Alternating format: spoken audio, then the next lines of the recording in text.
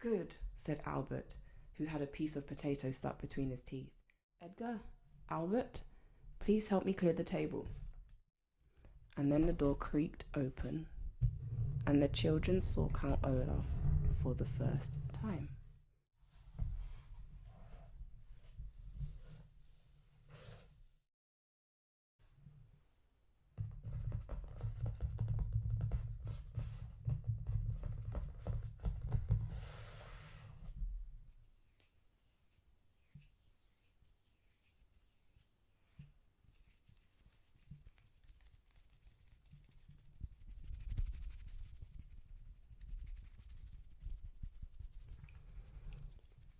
A series of unfortunate events by Lemony Snicket. Book the first. The Bad Beginning. Chapter 2.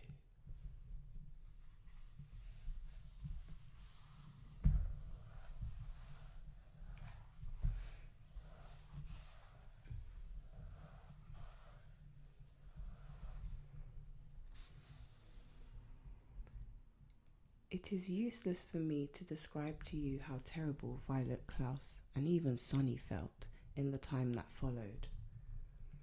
If you have ever lost someone very important to you, then you already know how it feels, and if you haven't, you cannot possibly imagine it. For the Baudelaire children, it was of course especially terrible because they had lost both their parents at the same time. And for several days they felt so miserable they could scarcely get out of bed. Klaus found he had little interest in books.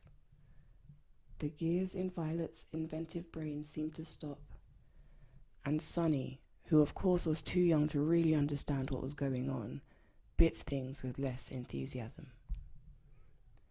Of course it didn't make things any easier that they had lost their home as well, and all their possessions. As I'm sure you know, to be in one's own room, in one's own bed, can often make a bleak situation a little better. But the beds of the Baudelaire orphans had been reduced to char and rubble. Mr. Poe had taken them to the remains of the Baudelaire mansion to see if anything had been unharmed, and it was terrible. Violet's microscope had fused together in the heat of the fire. Klaus's favourite pen had turned to ash, and all of Sonny's teething rings had melted.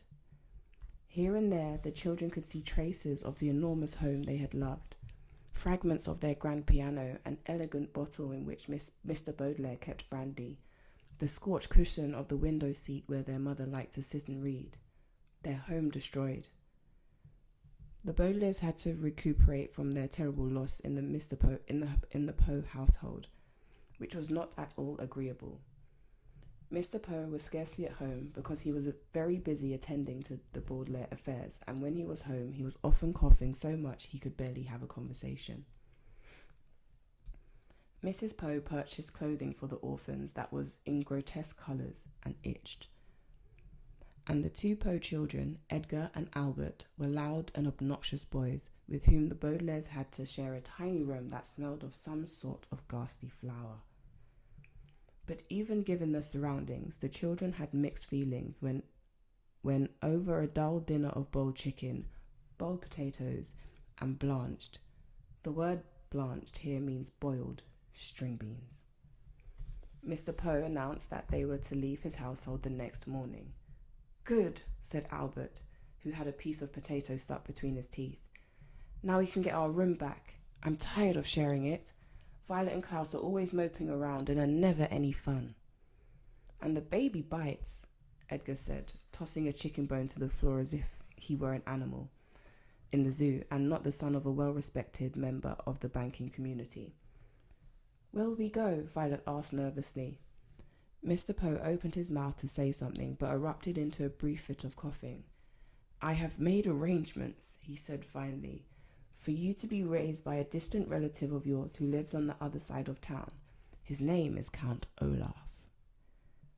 Violet, Klaus and Sonny looked at one another, unsure of what to think.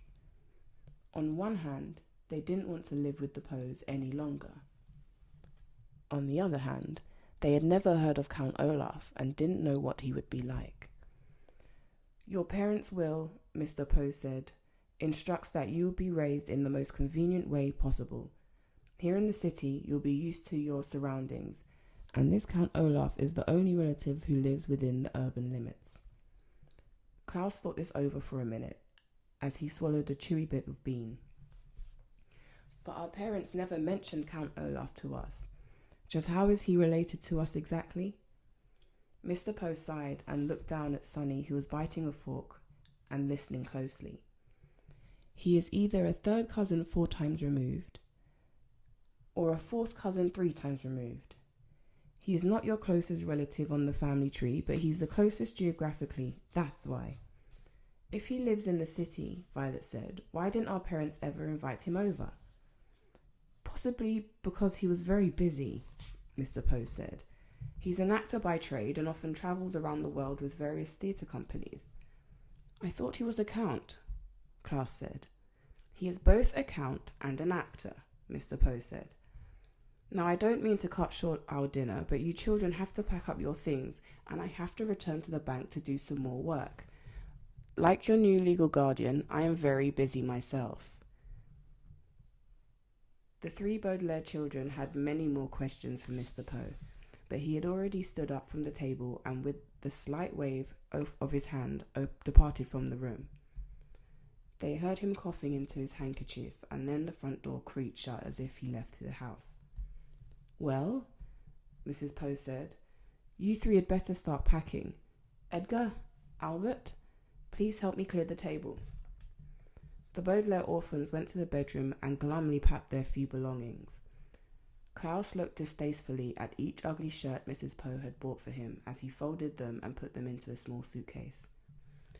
Violet looked around the cramped, smelly room in which they had been living, and Sonny crawled around solemnly, biting each of Edgar and Albert's shoes, leaving small teeth marks in each one so she would not be forgotten. From time to time, the Baudelaire children looked at one another, but with their future such a mystery they could think of nothing to say. At bedtime, they tossed and turned all night, scarcely getting any sleep between the loud snoring of Edgar and Albert and their own worried thoughts. Finally, Mr. Poe knocked on the door and stuck his head into the bedroom. Rise and shine, Baudelaires, he said. It's time for you to go to Count Olaf's. Violet looked around the crowded bedroom, and even though she didn't like it, she felt very nervous about leaving. Do we have to go right this minute? She asked. Mr. Poe opened his mouth to speak, but had to cough a few times before he began. Yes, you do. I'm dropping you off on my way to the bank, so we need to leave as soon as possible. Please get out of bed and get dressed, he said briskly. The word briskly here means quickly, so as to get the Baudelaire children to leave the house. The Baudelaire children left the house. Mr. Poe's automobile rumbled along the cobblestone streets out of the city towards the neighbourhood where Count Olaf had lived. They passed horse-drawn carriages and motorcycles along Doldrum Drive. They passed the fickle fountain, an elaborately carved monument that occasionally spat out water in which young children played. They passed an enormous pile of dirt where the royal gardens once stood. Before too long, Mr. Poe drove his car down a narrow alley lined with houses made of pale brick and stopped halfway down the block. Here we are, Mr. Poe said, in a voice undoubtedly meant to be cheerful. Your new home. The Baudelaire children looked out and saw the prettiest house on the block. The bricks had been cleaned very well, and through the wide and open windows one could see an assortment of well-groomed plants. Standing in the doorway, with her hand on the shiny brass doorknob, was an older woman, smartly dressed, who was smiling at the children. In one hand she carried a flower pot. Hello there, she called out. You must be the children Count Olaf are adopting. Violet opened the door of the automobile and got out to shake the woman's hand. It felt firm and warm, and for the first time in a long while, Violet felt as if her life and the lives of her siblings might turn out well after all. Yes, she said. Yes, we are. I'm Violet Baudelaire, and this is my brother Klaus, and my sister Sunny. And this is Mr. Poe, who's been arranging things for us since the death of our parents." "Yes, I heard about the accident," the woman said. "As everyone said, how do you do? I am Justice Strauss." "That is an unusual first name," Klaus remarked. "It is my title," she explained. "Not my first name. I served as a judge on the High Court." "How fascinating," Violet said. "And are you married to Count Olaf?" "Goodness me, no," Justice Strauss said. "I don't actually know him that well. He is my next-door neighbour." The children looked from the well-scrubbed house of Justice Strauss to the dilapidated one next door. The bricks were stained with soot and grime. There were only 2 small windows, which were closed with the shades drawn even though it was a nice day. Rising above the windows was a tall and dirty tower that tilted slightly to the left. The front door needed to be repainted, and carved in the middle of it was an image of an eye. The entire building sagged to the side like a crooked tooth. "Oh," Sonny said, and everyone knew exactly what she meant. She meant, "What a terrible place. I don't want to live here at all." "Well, it was nice to meet you," Violet said to Justice Strauss. "Yes," said Justice Strauss, gesturing to her flower pot. "Perhaps one day you could come over and help me with my gardening." "That would be very pleasant," Violet said, very sadly. It would, of course, be very pleasant to help Justice Strauss with her gardening, but Violet could not help thinking that it would be far more pleasant to live in Justice Strauss's house instead of Count Olaf's. What kind of a man, Violet wondered, would carve an image of an eye into his front door? Mr. Poe tipped his hat to Justice Strauss, who smiled at the children and disappeared into her lovely house. Klaus stepped forward and knocked on Count Olaf's door, his knuckles rapping right in the middle of the carved eye. There was a pause.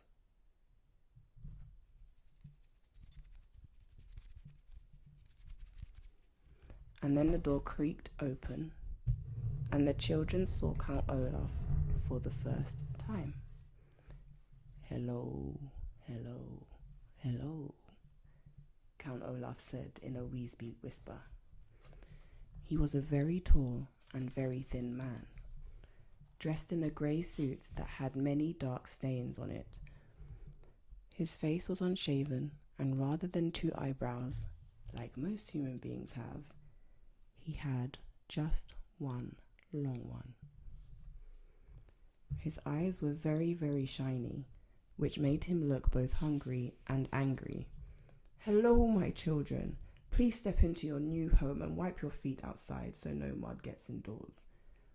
As they stepped into the house, Mr. Poe behind them, the Baudelaire orphans realized what a ridiculous thing Count Olaf had just said.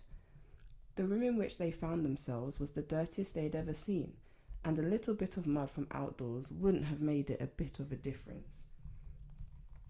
Even by the dim light of one of the bare light bulbs that hung from the ceiling, the 3 children could see that everything in this room was filthy, from the stuffed head of a lion which was nailed to the wall, to the bowl of apple cores which sat on a small wooden table. Klaus willed himself not to cry as he looked around. "This room looks like it needs a little work," Mr. Poe said, peering around in the gloom. "I realise that my humble home isn't as fancy as the Baudelaire mansion," Count Olaf said, "but perhaps with a bit of your money we could fix it up a little nicer." Mr. Poe's eyes widened in surprise, and his coughs echoed in the dark room before he spoke.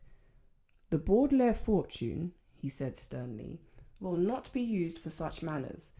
In fact, it will not be used at all until Violet comes of age." Count Olaf turned to Mr. Poe with a glint in his eye like an angry dog. For a moment, Violet thought he was going to strike Mr. Poe across the face. But then he swallowed, and the children could see his Adam's apple bob in his skinny throat, and shrugged his patchy shoulders. "All right then," he said. "It's the same to me. Thank you very much, Mr. Poe, for bringing them here. Children, I will now show you to your room." "Goodbye, Violet, Klaus and Sonny," Mr. Poe said, stepping back through the front door. "I hope you will be very happy here. I will continue to see you occasionally, and you can always contact me at the bank if you have any questions. But we don't even know where the bank is, Klaus said. I have a map of the city, Count Olaf said. Goodbye, Mr. Poe. He leaned forward and shut the door, and the Baudelaire orphans were too overcome with despair to get a last glimpse of Mr. Poe. They now wished they could all stay at the Poe household, even though it smelled. Rather than looking at the door, then the orphans looked down and saw that although Count Olaf was wearing shoes, he wasn't wearing any socks. They could see in the space of pale skin between his tattered trouser cuff and his black shoe that Count Olaf had an image of an eye tattooed on his ankle, matching the eye on his front door. They wondered how many other eyes were in Count Olaf's house, and whether for the rest of their lives they would always feel as though Count Olaf were watching them, even when he wasn't nearby.